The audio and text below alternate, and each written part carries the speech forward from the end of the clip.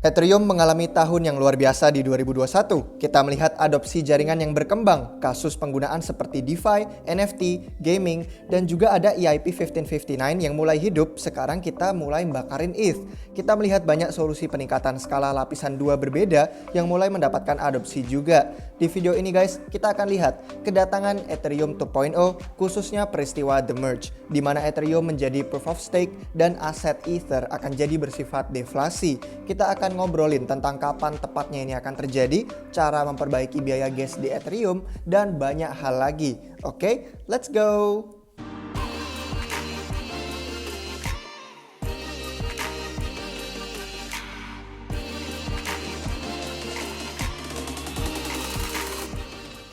Jadi sekarang guys, bagi kalian yang pakai Ethereum, kalian misalkan punya dompet MetaMask, mungkin kalian beli NFT, kalian trading di DEX, ini semua menggunakan Ethereum 1.0. Kita sedang dalam peluncuran multifase untuk menuju Ethereum 2.0 yang merupakan visi jangka panjangnya selalu begitu sejak hari pertama lahir. Seluruh idenya adalah untuk menerbitkan Ethereum dulu, membuatnya bekerja, menarik pengguna, dan kemudian beradaptasi dengan permintaan global untuk menjadi Ethereum 2.0 yang memang akan menjadi wujud visi besarnya sekarang. Ini tentu sudah memakan waktu bertahun-tahun untuk mencapai tonggak utama mereka. Prosesnya itu ada beberapa fase. Kita sudah melihat fase 0 yang melahirkan Beacon Chain di bulan Desember 2020. Beacon Chain adalah chain terpisah yang beroperasi di samping Ethereum sekarang dengan konsensus proof of stake. Itulah kenapa kalian sudah bisa staking ETH, karena memang proof of stake-nya sudah hidup sejak Desember 2020. Cuman aja kalian belum bisa nih kita tarik asetnya sampai The Merge terjadi. Nah, The Merge ini adalah kejadian besar berikutnya di roadmap yang akan membawa kita ke fase 1. The Merge adalah penggabungan Ethereum 1.0 yang kita pakai sekarang dengan Beacon Chain yang proof of stake tadi. Nah, setelah itu Ethereum yang kita pakai akan menjadi langsung proof of stake penuh, dan setiap aset Ether akan bersifat deflasi secara alami karena kita tidak lagi mencetak hadiah bagi para miners atau penambang. Oke, kapan tepatnya ini akan terjadi? Sebenarnya sulit untuk tahu pasti tanggalnya, tapi ada perkiraan waktu. Jadi guys, yang perlu kalian pahami pertama, Ethereum 2.0 itu dikembangkan dalam upaya yang desentral.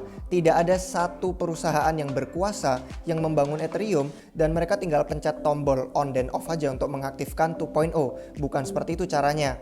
Ini tidak seperti aplikasi terpusat lain yang mungkin kalian punya di HP, perusahaannya sembarang tinggal update. Ethereum adalah komunitas sumber terbuka yang berkoordinasi bersama secara global. Setiap kali blockchain melakukan upgrade mereka itu menerbitkan software terkini yang sumber terbuka. Satu-satunya cara upgrade ini beneran diterima dan terjadi adalah kalau orang-orang yang menjalankan si blockchain, entah itu miner atau validator, itu mendownload software yang terbaru, kemudian melakukan transisi tersebut. Ada konsensus tentang hal ini yang jadi insentif bagi orang-orang yang menjalankan jaringan. Jadi bukan menguntungkan hanya penciptanya saja. Itulah kenapa kalian penting untuk memahami bahwa Ethereum tuh memang butuh waktu lama untuk sampai ke titik ini. Karena memang ada biaya untuk desentralisasi. Desentralisasi itu tidak mudah seperti perusahaan terpusat yang lebih gampang dan lebih cepat untuk mengambil keputusan dan tinggal melakukan upgrade. Bayangkan kalian mengambil keputusan antara 5 orang sama antara 5.000 orang. Sama aja kayak blockchain yang terpusat juga begitu, bisa lebih cepat daripada yang desentral. Sedangkan Ethereum itu ingin menjaga desentralisasi. Mari kita lihat nih, ada beberapa petunjuk tentang kapan komunitas Ethereum 2.0 mengharapkan ini akan terjadi. Jadi secara umumnya ya ini akan terjadi pada tahun 2022. Hard fork yang bernama Aero Glacier sudah terjadi pada tanggal 9 Desember 2021 lalu. Aero Glacier ini mengupgrade blockchain untuk mendorong difficulty bomb ke Juni 2022. Apaan itu difficulty bomb? Ya seperti namanya, ini adalah bom yang membuat mining semakin sulit dan pada akhirnya akan meledak dan membuat mining itu berhenti total di Ethereum. Jadi saat kita berpindah nih dari proof of work yang mining menjadi proof of stake yang tinggal staking aja, bomnya itu akan memberi tekanan pada jaringan untuk bermigrasi ke Ethereum 2.0. Dan Aero Glacier ini kemarin sudah memindahkan bom untuk meledak pada bulan Juni 2022. Jadi kemungkinan Ethereum proof of stake itu akan terjadi sebelum bulan tersebut. Nah, The Merge Ethereum 2.0 menjadi proof of stake itu akan terjadi pada tahun 2022 jadinya guys. Tapi tentu mari kita lihat realisasinya seperti apa. Lalu setelah ini terjadi, apa yang akan kita alami?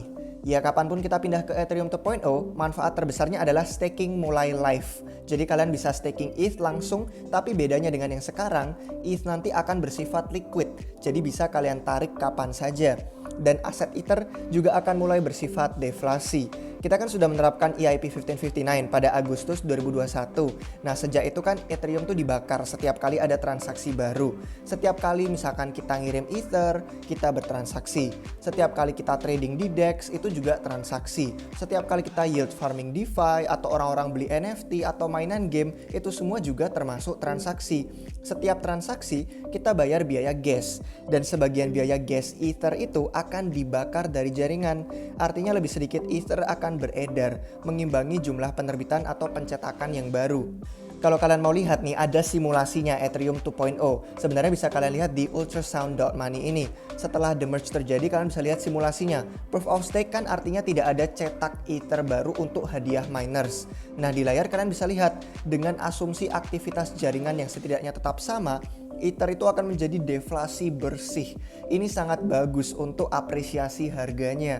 Ini tentu dengan asumsi bahwa permintaan untuk Ethereum perlu berlanjut ya. Yang mana sih memang kami percaya dan kami pikir ini akan terjadi.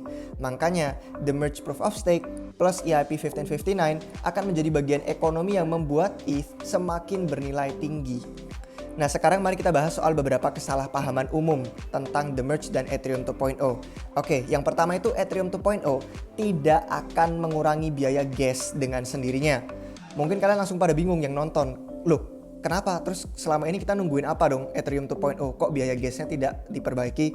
Ya kalau sebenarnya kalian sudah nonton Republik Rupiah sejak lama, pasti kalian tahu karena sudah sering kami jelaskan ini dalam banyak sekali video. Skalabilitas itu akan ditangani oleh solusi lapisan 2. Ini memang sudah jadi visi jangka panjang Ethereum selama ini.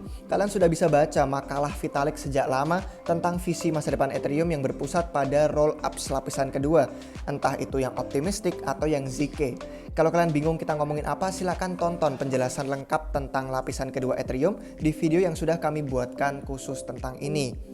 Jadi intinya guys, transaksi itu sudah terbukti memang lebih murah dan lebih cepat diproses dengan lapisan kedua atau layer 2. Kita tidak perlu lagi nungguin peluncuran Ethereum 2.0 untuk mendapatkan keuntungan ini.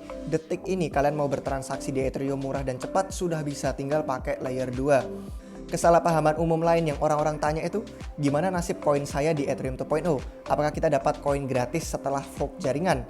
Ya enggak sih, ada posibilitas skenarionya begitu, tapi kemungkinan tidak akan terjadi. Kalian tidak akan mendapatkan koin gratis karena Ether kalian yang sekarang kalian punya itu akan berpindah secara otomatis. Setelah kalian paham itu, sekarang mari kita ngobrol tentang tahap berikutnya setelah Ethereum 2.0. Peluncuran multifase setelah the merge yang terjadi, itu ada apa? Tahap selanjutnya adalah sharding. Sharding itu memecah blockchain menjadi beberapa chain. Jadi kayak ya blockchain of blockchain. Kenapa kita perlu melakukan ini? Karena ada batasan untuk skalabilitas blockchain. Contohnya Ethereum saat ini. Setiap node di blockchain itu kan harus menyimpan salinan semua transaksi. Jadi intinya ya setiap orang harus melakukan semuanya. Nah, sharding memungkinkan tanggung jawab itu dipecah, didelegasikan ke dalam kelompok shard yang lebih kecil.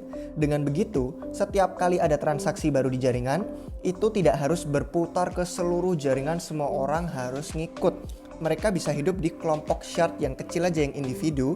Kemudian ada proses yang mengkoordinasikan semua kelompok shard berbeda, mengatakan bahwa transaksinya memang valid, memang eksis dalam kelompok tersebut, dan mereka mencapai konsensus secara keseluruhan dengan semua blockchain.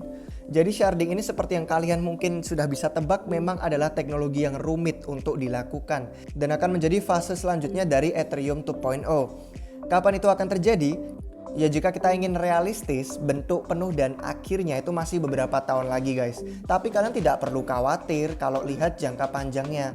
Kenapa? Karena yang pertama, kita kan sudah punya solusi skalabilitas lapisan kedua sekarang. Dan mereka sedang mendapatkan adopsi cepat. Masalah biaya gas sudah beres. Tinggal kita permulus saja akses untuk layer 2, menambah transaksi per detik, dan kita membuat banyak fitur lain yang jauh lebih baik ke depannya. Saat sharding nanti datang, manfaat skalabilitas tambahan ini akan semakin berlipat ganda efeknya bagi layer 2. Tidak masalah itu keluarnya memang lama dan bertahun-tahun, kita sudah bisa bertransaksi kok murah dan cepat di Ethereum sekarang. Alasan kedua adalah selama kita sukses melakukan the merge dan mewujudkannya di tahun 2022, yang menurut komunitasnya sangat percaya ini akan terjadi, Ethereum itu akan menjadi wujud keyakinan besar bahwa koordinasi komunitas yang desentral secara global itu mungkin. Bukti bahwa partisipan jaringan bisa berkontribusi pada software bersumber terbuka yang dijalankan sesuai konsensus global, yang menguntungkan pemegang ETH juga, dan tidak hanya dikontrol oleh perusahaan terpusat untuk sembarang melakukan upgrade. Ethereum adalah arsitektur desentral yang indah, yang sepenuhnya cakep dan sejalan dengan etos Web 3.0. Kesuksesan The Merge Ethereum tahun ini akan menjadi keyakinan yang besar, membawa kita semua di industri kripto dan blockchain untuk berhasil menerapkan sharding itu mungkin juga. Serta hal lain apapun lah yang akan Ethereum lakukan yang akan diputuskan oleh komunitasnya. Kita akan melihat bahwa produk akhirnya itu memang layak ditunggu dan potensi Ethereum yang sesungguhnya itu memang baru akan muncul. Jadi sekian guys kiranya yang bisa kami bahas hari ini. Ringkasan tentang hal yang perlu kalian pahami tentang Ethereum 2.0 yang akan meluncur pada tahun 2022. Gimana guys menurut kalian? Jika kalian suka video ini silahkan like dan juga subscribe ke YouTube Republik Rupiah biar gak ketinggalan video terbaru apapun dari kami. Terima kasih sudah menonton sampai akhir guys. Sampai jumpa kalian semua lagi di waktu yang berikutnya. Cheers!